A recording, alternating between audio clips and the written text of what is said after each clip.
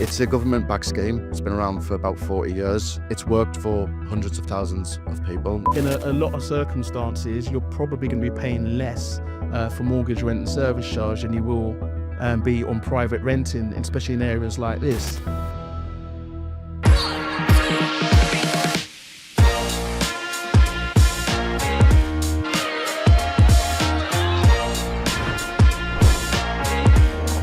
Tonight, nothing's off the table.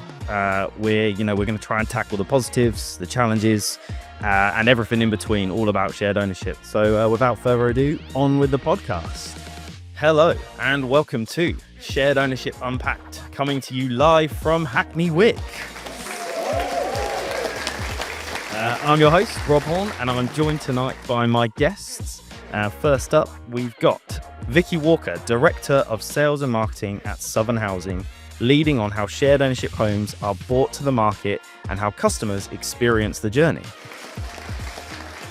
We've got Anthony Hall, the director at Sensio, an independent mortgage advisor working with buyers, helping people understand affordability and financing. We've got Dan Saz from panel solicitors Dutton Gregory, supporting buyers through the legal process of shared ownership purchases. And last but not least, Nick Lieb, the COO from Share to Buy, the UK's leading portal dedicated to shared ownership, giving a broader view of how it works across the market.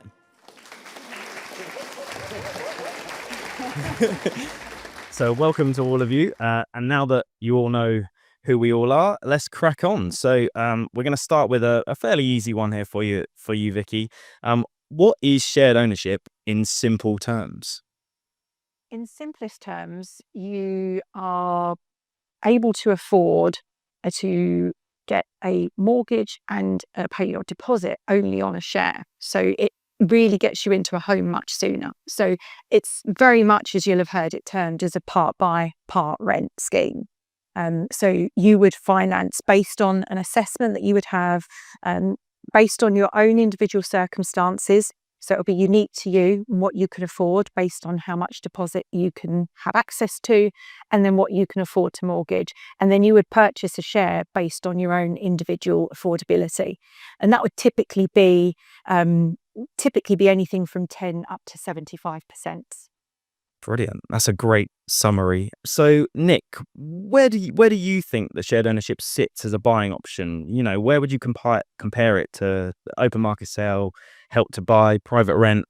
Yeah, sure. So, obviously, back in the day, most people would have known about renting, living with your families, or then the next step would be to buying property. Can everybody hear me all right? Shared ownership is one of several schemes that kind of sit in the middle between that, which is they're able to helping people onto the property ladder, but people aren't afford necessarily to do it by the traditional route of buying on the open market. And how it helps, like Vicky said, is it reduces the amount of deposit that you need to make that entry.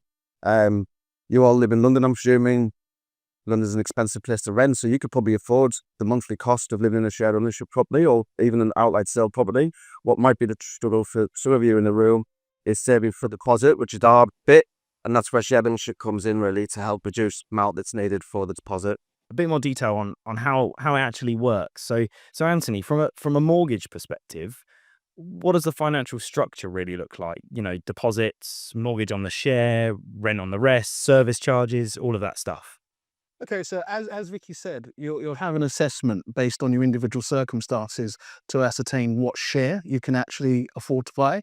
And then at that point, the mortgage is going to be very similar to your standard mortgage in the sense of there are lenders on the high street that will offer shared ownership mortgages. So that process is not too dissimilar. There are over 30 lenders that do shared ownership, and the mortgage rates are very similar to the open market as well. So they're not different. But the process in terms of how it works, the share that you purchase, you'll have to put down a deposit. Typically 5% is the minimum. So to give you an example, if your share value is 100,000, you would put down a deposit of 10%. So for example, that would be £10,000, and then £5,000 if you're putting down the minimum, 5%.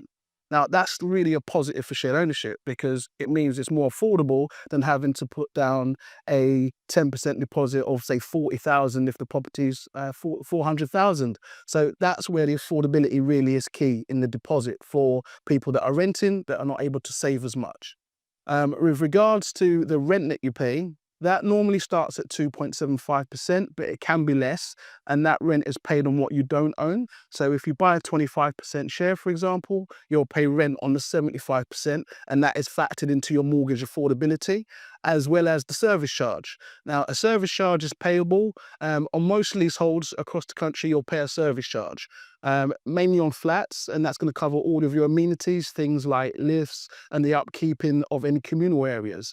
Now, for the first year, that typically will be estimated, and then every year that will be reviewed and you'll be provided with a schedule of what your service charge will be, and that is factored into your affordability right at the beginning. The mortgage lender will also do a valuation of the property to make sure that they're happy with the value of the property, but also they'll look at what the service charge is for you as well. Okay, so just to check, service charges not just on shared ownership, but is a factor to. Across the board on all leasehold flats, you're going to have a service charge that's paid. And I know in the news and the press, there is a lot of talk about service charges, but it's not unique to shared ownership. Also, on any outright purchase that you buy, if it's a flat, you're probably going to have a service charge. Great, thanks so much for that. I think it kind of clears that up a little bit because I know that's something that we often get asked about is the service charges, and I think that moves us on nicely to really talk about. Dan, what are people actually buying? You know, from a legal perspective, I think there's a lot of confusion out there. You know, we've talked about leasehold. What is a shared ownership tenancy? Effectively, you are buying a leasehold property. It's yours, whether that share be 25%, 20%, 75%. That's your home. And like the guys we just mentioned a moment ago, you'll rent the rest on that sort of thing. So that is your home. It's yours. I'll debunk a myth here. It doesn't mean that you're going to be living with someone and sharing a property with someone. It is your property, right? You're not going to suddenly come home and someone's in your bedroom, right? No, on that side. But, you know, just quickly to touch base in respect to what you've just mentioned about service charge and so on and so forth. Our job as a lawyer is to really sort of provide you with a report of all the ins and outs of that property you're buying. So ultimately, there are no hidden surprises when you move in. You know it's what's projected and so on and so forth. So that's really what our job is as a lawyer. Great, yeah, I think that's hopefully cleared that up for you. And as Dan said, no need to share with strangers unless that's what you're into, I guess. Another simple one for you, Vicky. Then, what does the shared ownership journey look like? You know, from registering all the way up to that great day of collecting the keys and really moving in. I will utilise my friends here on the panel whilst talking this through, because the first part really is, you know, you're starting to look. You need to get out and see what's available, where you live, and see understand what kind of price you're looking at and see whether you can afford it. So most people will start on Share to Buy, looking at Nick's website. So, you know, it's a great portal because everything will be available there through shared ownership that you would want to have a look at. You can see all providers available on the portal, and you can start to go out, get registered, start looking and find something that you're really going to fall in love with. Once you've found that one, then you start taking your journey a little bit further and you move over to the likes of Anthony and his team of lovely mortgage advisors. And that's where, when you're buying shared ownership, they will do a full financial assessment to look at your situation uniquely to you. So they'll want to know all about your income, want to know about your outgoings. So do you have any loans, any other debts that are repayable? What are your commitments? Who are you responsible for? All of those things. And they'll look at that unique to you alongside how much deposit you can put down. And they'll assess to see whether or not that home is something that you can achieve. And if so, provide you with an assessment that you can then take forward to go ahead and purchase that home. Once you've then had that assessment and you've been signed off and you get all of your paperwork, it goes over to your lovely solicitors.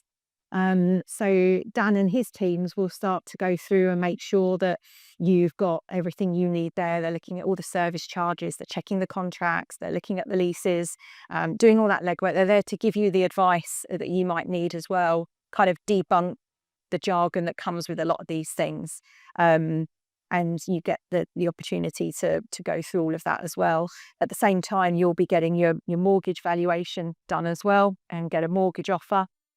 And once you've gone through all of that, and you've gone through your contract, you've gone through your mortgage offer, and you've signed everything up, you then go to an exchange of contracts. And at that point, you become legally binding with your purchase. It may be that your home's still being built and you would do what's called an exchange on notice. And then once the home is complete, and we would keep you updated, once your home's ready to move into, you'll come along, and that's the day that you meet us and you get to collect your keys. Fantastic. So it's not really that complicated of a process, really. Oh, And they don't say house buying is one of the easiest things, and it's not. But that's why you have the panel of experts, and we have these guys. We'll work with them very closely because we know they understand it. You're not going to read legal documents every day. You don't know everything there is to know about what's in a contract and a lease. So that's why we're all here. We have teams as well that will help throughout. yeah, I was going to say, like, we're here to support you all the way through it, and like, starting from tonight all the way through to picking up your keys on that final day and even beyond. So we're going to move on to my favorite part of the podcast now, and we've already done a little bit of this with Dan debunking one myth, but we're going to do some myth busting. So Nick, from your perspective, what do people usually get wrong about shared ownership? What are the myths that they... Well, there's quite a lot, and you might have to try and wrestle this microphone off me if I go on for too long. But the thing that I think I find personally the most frustrating with some of the misconceptions and misunderstandings that there are about shared ownership out there is that it's some sort of illegitimate way of getting onto the property ladder, or that it's some sort of scam that's been devised in the shady room to try and, part first-time buyers from their money. It's a government-backed scheme. It's been around for about 40 years. It's typically delivered by housing associations, which are public bodies that, that are regulated. There's over 250,000 shared ownership homes with people living in them at the moment in this country.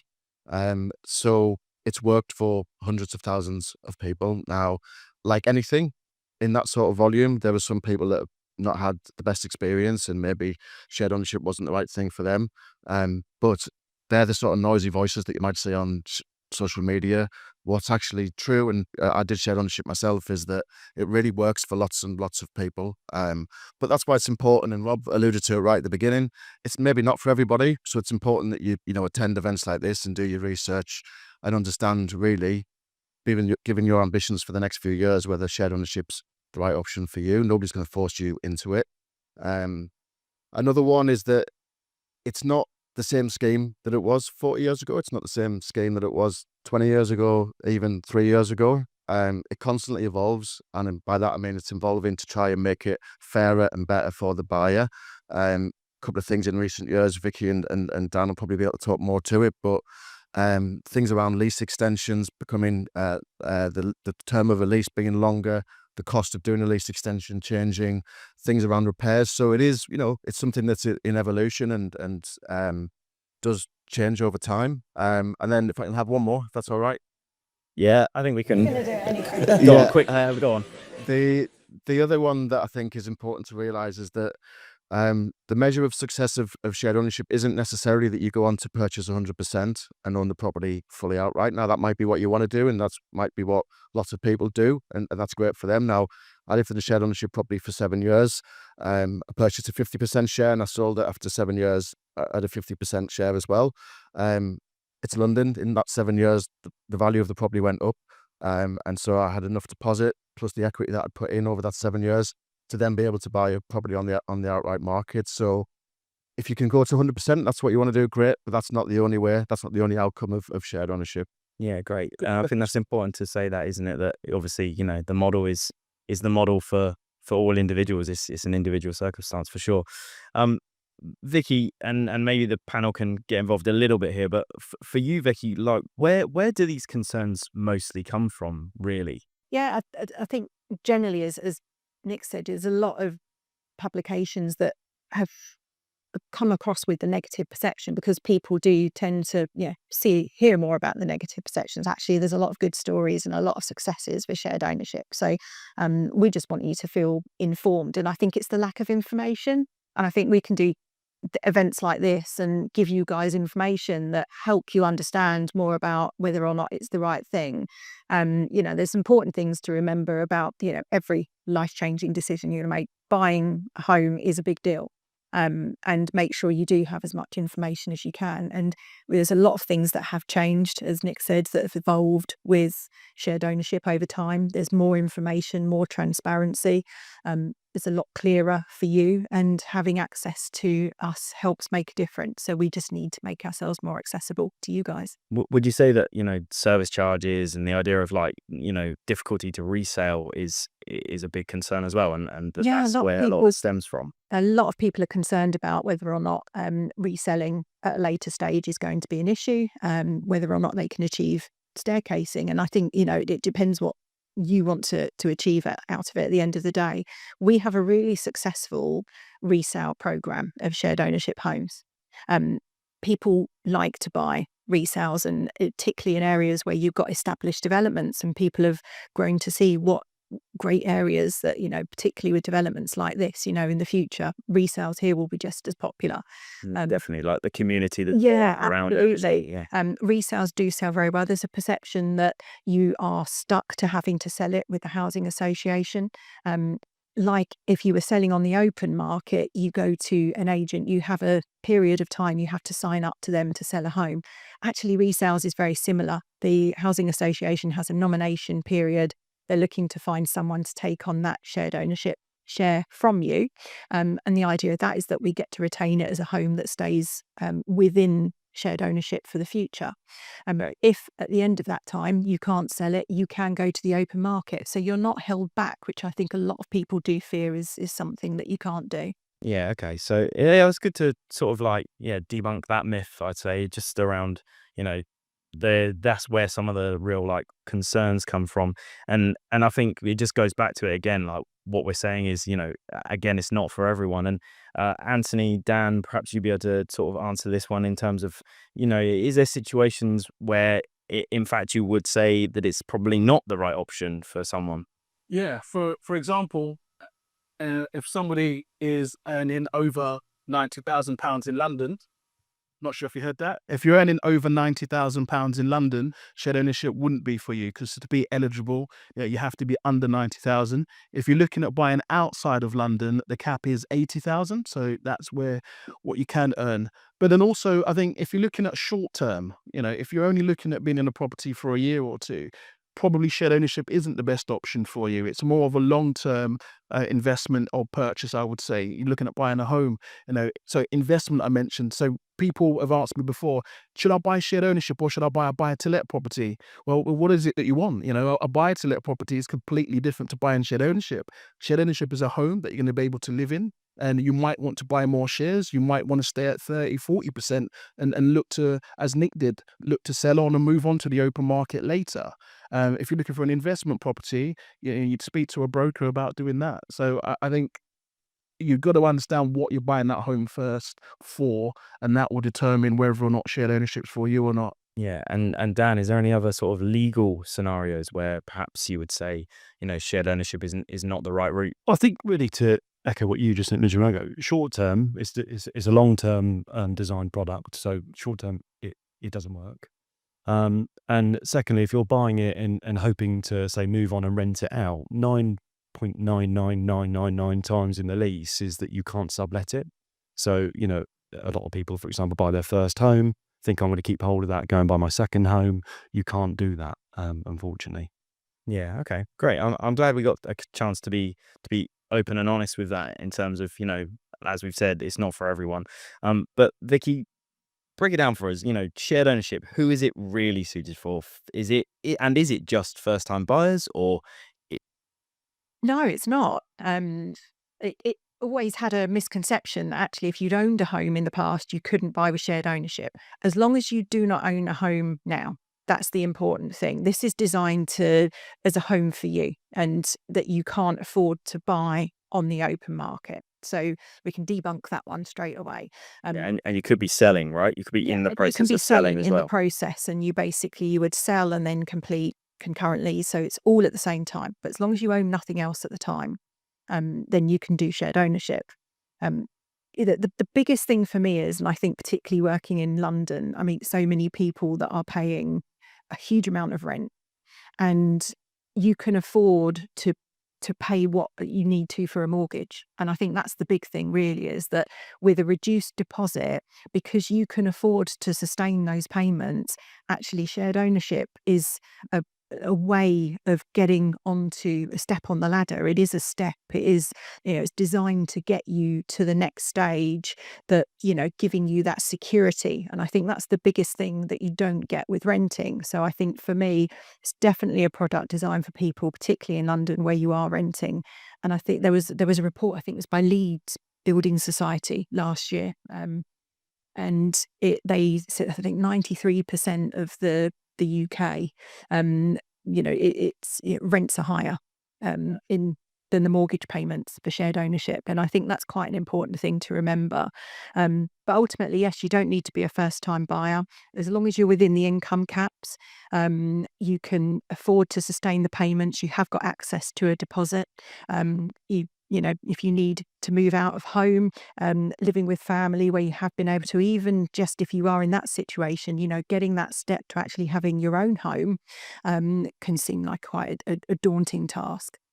Just jump in. Yeah, go on. I just want to add so, for example, when you do your financial assessment, so the advisor will look at your circumstances to see if shared ownership's affordable, what share you can afford, but also could you afford to buy on the open market? Because if you're able to buy on the open market in that area that you want to live in, then that would be recommended. Yeah, of So course. no one's going to force you to do shared ownership if you can be buying on the open market. Yeah, and that's what the financial assessment is all about, right? It's about checking personal circumstances, and that's really what we would say in terms of, it's not a good or bad option. It is personal circumstance. The right option for you. For you, exactly that. Definitely.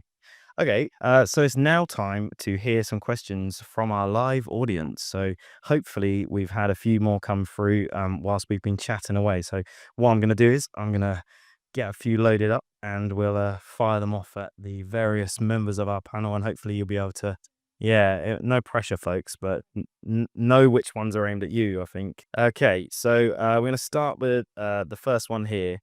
If I'm paying a mortgage and a rent at the same time, how does that compare financially with renting privately or buying outright? I think that kind of comes back to what was said earlier. As Vicky mentioned, in a lot of circumstances, you're probably going to be paying less for mortgage, rent and service charge than you will be on private renting, especially in areas like this. That being said, we said earlier, it's down to everyone's individual circumstance. We will look at your circumstances, see what it will look like for you to buy a share, also look in terms of renting and what it looks like on the open market. So individual circumstances, but generally it will be cheaper or in line with what you would pay in rental. It's probably worth saying as well, if you're private renting, all of the money that you're going out every month is going to your landlord. If you're shared ownership, then at least the bit of your mortgage is going back into your investment and your future. Another question here. One factor that deters me from shared ownership is service charges. I've seen many instances where these increase a few years. Oh, it's disappeared. Where's it going? A few years to extortionate amounts. Can you talk a little bit more around that, folks, and how service charges kind of work? Maybe, Vicky, you can take that from a HA perspective. Yeah, inevitably, service charges generally go up. There's no shying away from that. Especially at the moment, it is costing more to service buildings, and that is a big factor in increasing service charges. And actually, probably for many years, it wasn't being charged enough. And actually, a lot of places are having to catch up, and they get to a certain age, and things have to be repaired, and those costs do increase. I would say at least having a position where someone like a housing association on board, where they may be managing it, they have teams that would assess it and would review it, and we do have an ability to make sure we're trying to assess all of that with affordability as well when we're starting out, and over time we have teams that are overseeing it. Always be aware as well when you're actually buying, find out whether or not there's an external agent that's managing the services in your block. A lot of ours we do manage our own, so you'll be dealing directly with us. Sometimes it might be that we're having to have an agent appointed if there's someone else that owns the building. So I just say make yourself aware of who you're actually paying the service charges to. Yeah, it's like with anything, right? To do your research, Yeah, kind of really understand what you're getting into. exactly. And when you are buying, if you're buying something that's got a lot of the bells and whistles, you are going to pay more. So just be aware as well as of what services are actually being provided. Ask the questions. If you're buying new, you can see what's in the planning. You understand, are there going to be parks and gardens that are going to be more costly? Get your solicitor to do a bit of work assessing on the what's coming through. The other thing that you have comfort with as well is one thing that when the mortgage is going through, the valuers will also look at the service charges. They'll also say, should this be lower? Is this in line with what we expect to see in this type of development with the type of service? So you get that comfort as well. And if they're not happy with it, they're going to come back and no lender is going to lend on it. So it's going to have to be, it's going to have to be reasonable. So just bear that in mind. There are things that do help to protect you. But inevitably, service charges are one of those things that, you will see that will increase. Yeah, Dan, I wonder if you can just talk a little bit about the kind of solicitor's role in looking at service charges a little bit from a, giving all the information about what the lease is and stuff like that. No, of course. I mean, look, these guys, the team, they've got their head down in paperwork, reading word for word in respect to what's coming and so on and so forth. To the best of our ability, before you exchange, you'll be given a wad of paper that thick, the report, for you to read and understand what's in there. More importantly, the best bit of advice I can give you, if you don't understand it, we're here to help. So, if you need to press and don't understand certain points of it, that's when you need to ask us. We can outline what we expect it looks like, and nine times out of 10 there's a projection and so on and so forth, so you can sort of understand what the future looks like. But our job is to make sure that there's nothing untoward in there for you, that you're not effectively walking into the deep end of a pool without any arm bends. Yeah, brilliant. And I think it's important to, it's a good opportunity to sort of say, like, you're part of the buyer's team, right? Like, you're there for them just as much as anyone else. So, correct. Absolutely correct. And like, I think there's this misconception as maybe someone from the UK that solicitors aren't part of their team, and I think that's wrong a little bit. Not at all. Shadow ownership is a specialist area of law, right? And it's not for every law firm. So what I would say is, if you do choose a lawyer, you need to have someone who actually does understand the process of it. It's really in depth, and ultimately, I'll echo what I said a moment ago. It is really, if you don't understand something, you need to press and you need to ask that, what does this mean? Okay, I still don't understand your answer. Tell me again. Get down, simplify it for me. And we're happy to do that, because ultimately, you guys are going to be living in this property for the next 2, 3, 4, 5, 10 years, and you need to be comfortable with that. So it's now time for your nest eggs, folks. So this is our sort of roundup section of the podcast. One key takeaway from tonight's podcast, and I guess we'll pass the microphone on from Anthony onwards. I think I said it already, isn't it? It's been said. We need to get a specialist. That's been said. But I think it's the team, really. Shared ownership is a specialist area, so make sure you've got the right team in place, broker, solicitor, and also make sure you select the right provider. So do your due diligence on the providers that you're buying from the area that you want to buy in, and that affordability assessment is the key, because once you know what you can afford, you can confidently look on Share to Buy. You can go out in the market and buy the right property. So get your team in place, then start to do your research. Great. Moving on to you, Vicky. We're probably all going to sound like a broken record on this one. No, I would probably add on that it's making sure that you are informed enough and knowing whether or not it is the right thing for you. And we will try and give you that information so you can make a decision. I love shared ownership. I think it's great, but I also accept that I can't push it onto everyone. It's not going to be right for everyone. But please come and talk to us. We are more than happy to help share our experiences and talk you through honestly about it. And I think that's something that I would encourage all of you to do, is just try and be as well informed as you can. Great. And Nick? Yeah, the fact that you're already here is probably answers that part of, you are people that are doing your research. So I would say, keep doing that. But I think if you can, as part of your research, speak to people who've actually done shared ownership and get a range of views, find out what was good for them, find out what was not so good for them. And yeah, like I said a couple of times, it might not be for everybody, but it does work for thousands of people every year. And yeah, particularly worked for me. So if you want to speak to me and my experience about it, I'll be around after this as well. Thank you. My one's very similar to what I said, I think, earlier in the show is just don't be afraid to ask the silly questions that you might think feel silly. It's a friendly industry. Everyone's here to help. There's plenty of people behind after the show to have a chat, but even anywhere through the process. I mean, for us, even when we send out a report to a client, we want questions. We don't want you just to sign it and send it back. So we want you to tell us, actually, Dan, we don't understand this bit. So ask us the question. We're here to help and make sure you understand everything. Some very good nest egg takeaways there.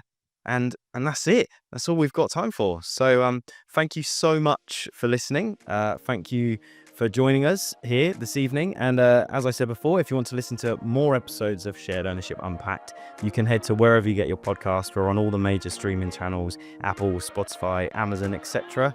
Thank you so much for listening. Thanks to our guests. And thank you and good night.